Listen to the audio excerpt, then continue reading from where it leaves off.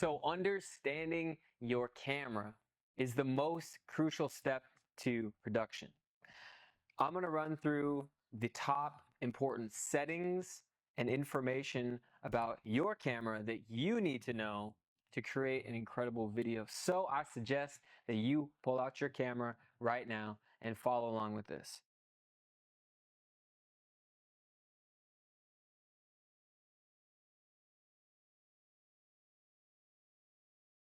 First off, what's the most important thing about an image? The exposure, right? It's pretty obvious. So a big thing that a lot of people aren't really talking about with cameras and the current technology that's out is the latitude of the camera. Some people, they've never even heard latitude. They don't know what the hell that means.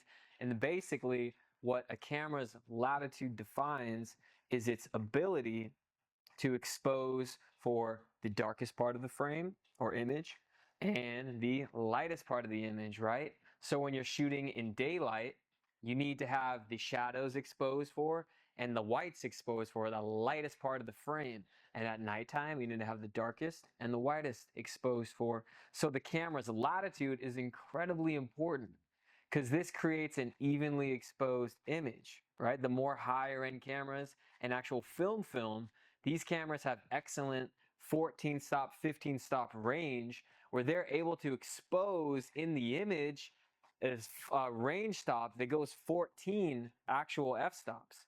So that's an incredible amount of latitude for the camera because the eye is naturally drawn towards a properly exposed frame. You can think of an overexposed part of the frame as a loud audible buzz, right? If there's a very bright part of the image that's overexposed, it is kind of a jarring, not very cinematic effect. So if that was an audible thing, it would be a light buzzing in the background. So the exposure is an incredibly important tool when you're shooting content. To create that cinematic look, you have to have proper exposure.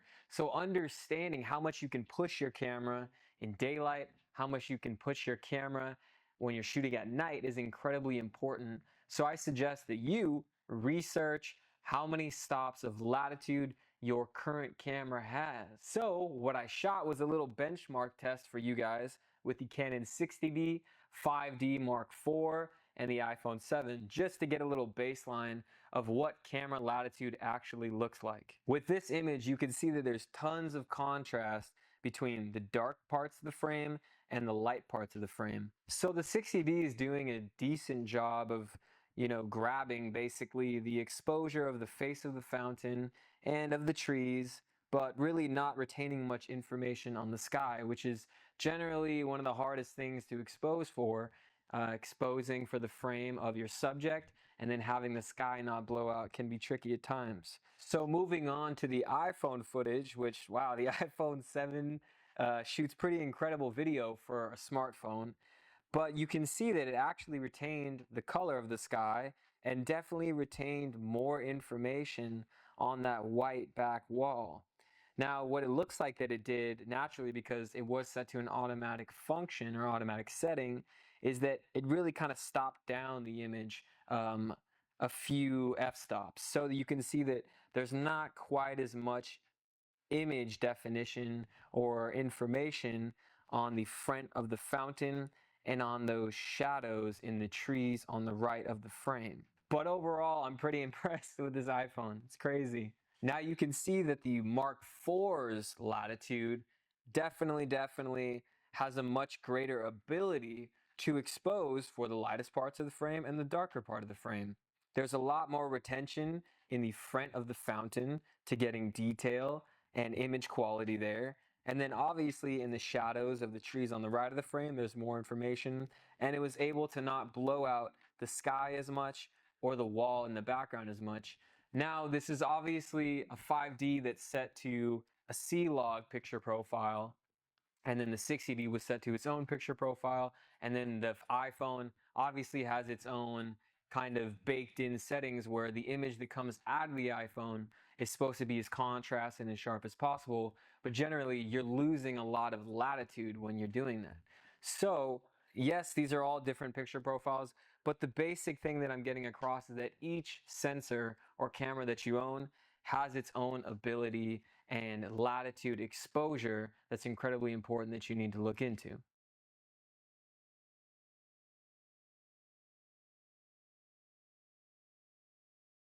Now, I would also highly recommend that for whatever camera you are shooting on, you download a C-Log, S-Log, some kind of super flat picture profile setting. Now, why is that? The picture profile setting on your camera is telling the sensor of the camera how to ingest the footage. So if you're shooting with a highly saturated, highly contrasted, and highly sharpened picture profile setting, which most all cameras come standard with this setting, you're saying you want the best looking image coming straight out of the camera with not much work to do in post-production. Now, this can be good if you're more on the amateur side and you don't want to spend time color grading or creating a style for your image.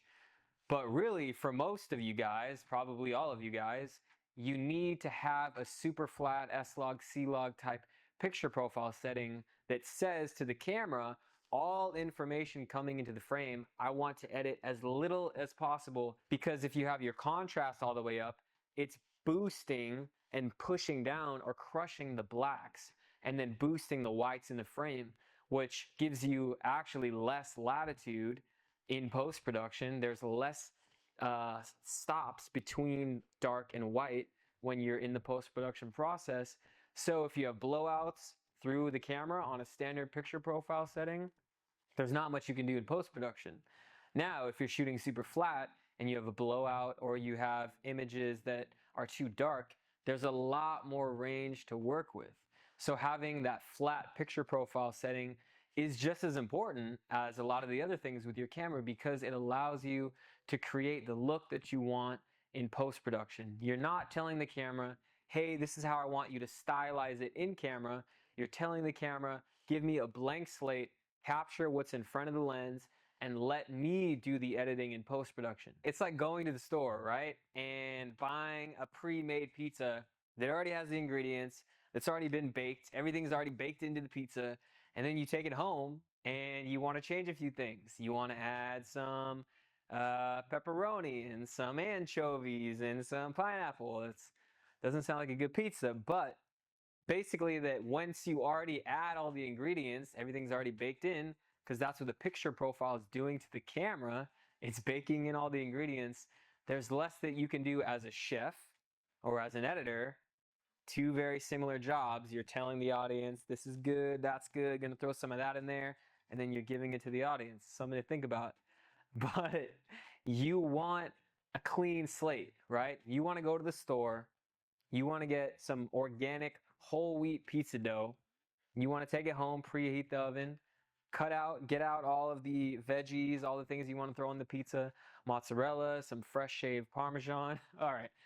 You want to take that all home and you want to create the kind of final product that you like. You don't want the camera or the chef to already bake in things that you later want to change for your video. Mamma mia!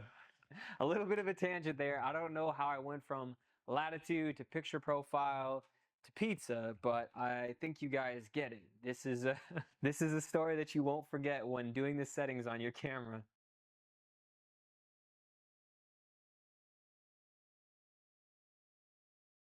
So the next key to understanding your camera is getting the proper exposure.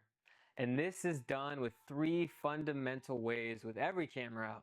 This is the ISO, the shutter speed, and the aperture, okay? So the ISO is essentially boosting the camera's sensitivity to light.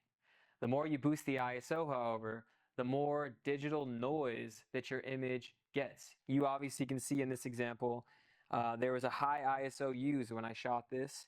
The other thing is that it was also shot at 240 frames a second, And generally, when you're shooting at a higher frame rate, you can see more of that noise, especially in the dark, shadowy areas of the frame.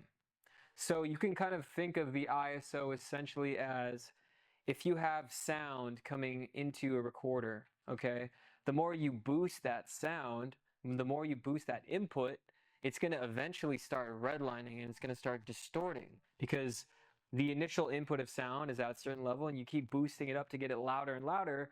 It's going to eventually start degrading the original data that was coming into the recorder.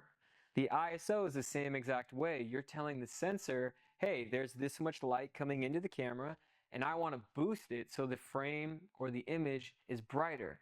The problem is it develops this digital noise, and the way to get around that is to use the ISO is more of a buffer, a last kind of step. Once you set your proper shutter speed, your aperture, and your lighting, you use the ISO to boost when needed. So overall, the cleaner and smoother the image is, the more cinematic it's going to look. So keeping your ISO as low as possible in all situations.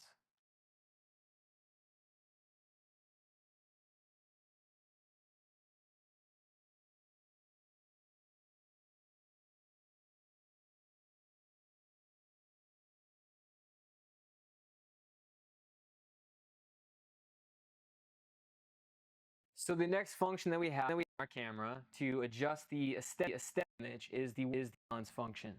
And I'm sure that we've all shot some kind of video and then looked at it later and it was either way too cold and blue and looks like it was shot in moonlight or as an Avatar film, or it's way too tan and it looks like an old Western. This is all controlled by the white balance function of the camera. Each quality of light source, whether it's indoor, outdoor, natural, artificial lighting, tungsten, daylight, these all has a different quality of color temperature. And if you have your setting on the camera wrong in correlation to the actual environment that your camera's in, you're going to get way too cool, way too blue, or way too tan, way too warm images.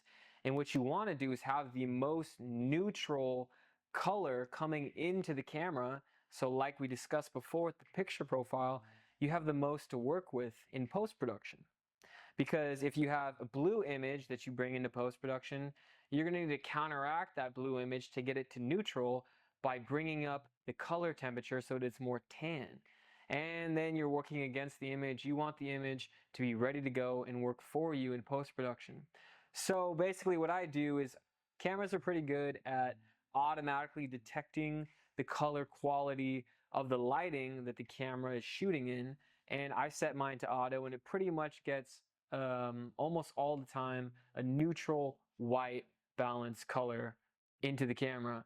Now if you want to do it yourself, you can do that automatically. You can adjust the Kelvin numbering on the camera.